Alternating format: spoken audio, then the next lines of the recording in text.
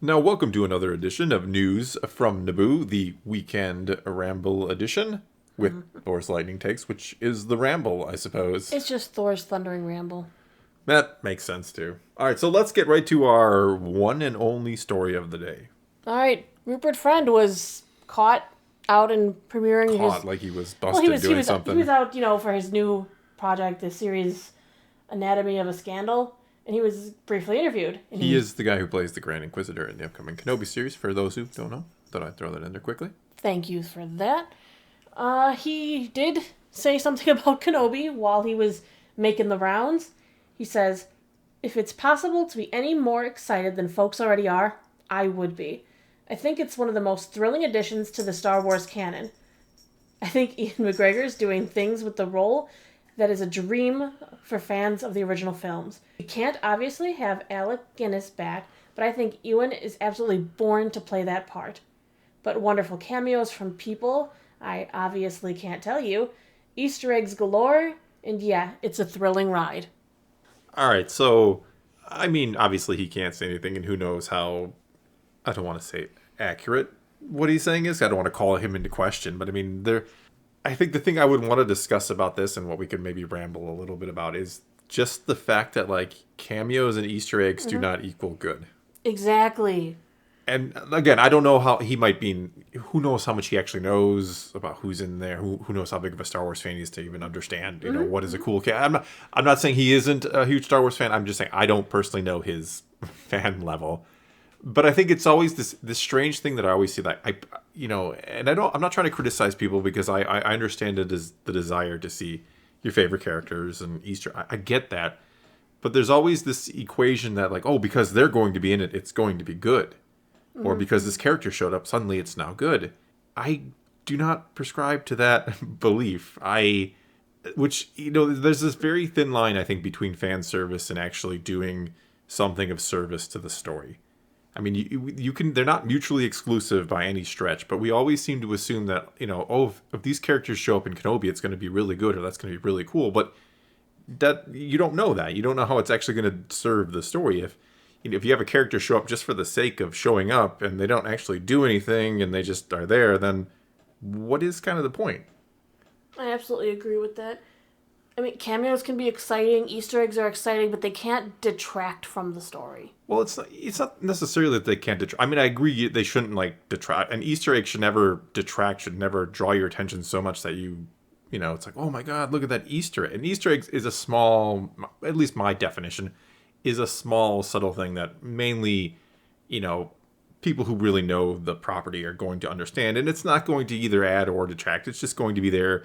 Blue milk being in Rogue One, for example, is like, oh, look at that little Easter egg. They're drinking blue milk. And now it seems like every Star Wars property, they're drinking blue milk anyway. It wasn't like they walked by and went, "Look, a blue milk stand. Let us partake." Exactly. It's a small little thing that you notice and you're like, oh, that's kind of cool. But it really adds nothing. It detracts nothing. It's just there to be recognized. Cameos are a whole different beast because you sometimes have to keep in mind the Star Wars galaxy is gigantic.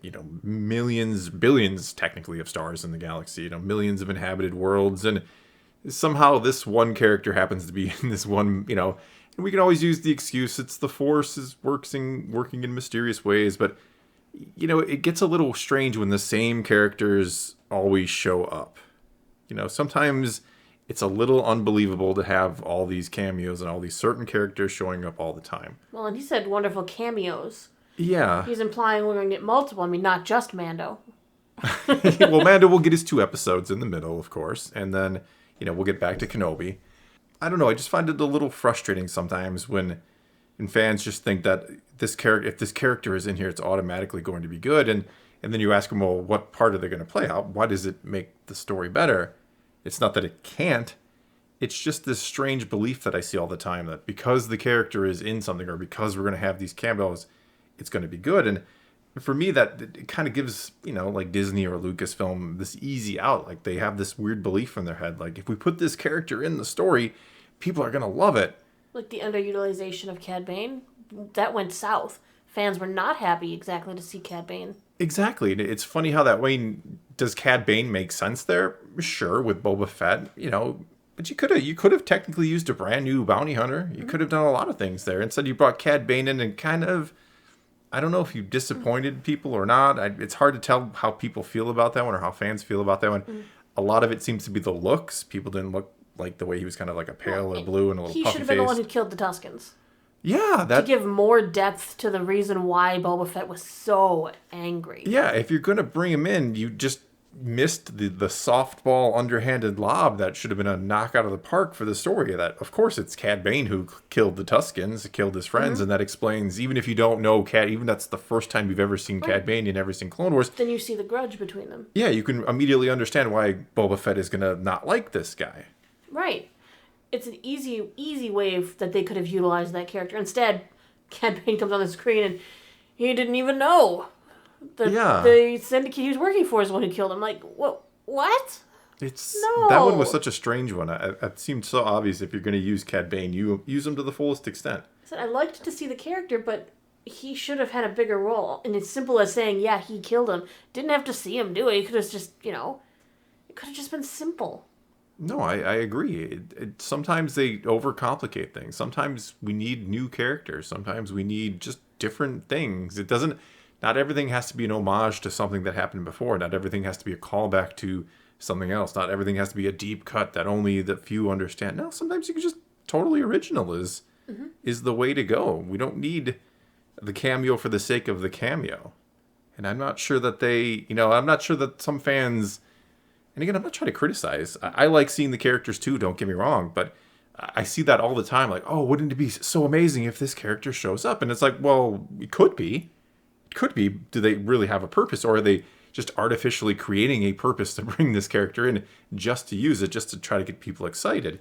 Because to me, it's all about buzz on social media these days, right? It's all about getting your show trending and people talking about it. So it just seems like sometimes it's used as a cheap gimmick to just try to get you trending on social, get your show. Oh my God, look what this character was in this show, and now it's so cool because he's in the show. I'm just curious which cameos will show up.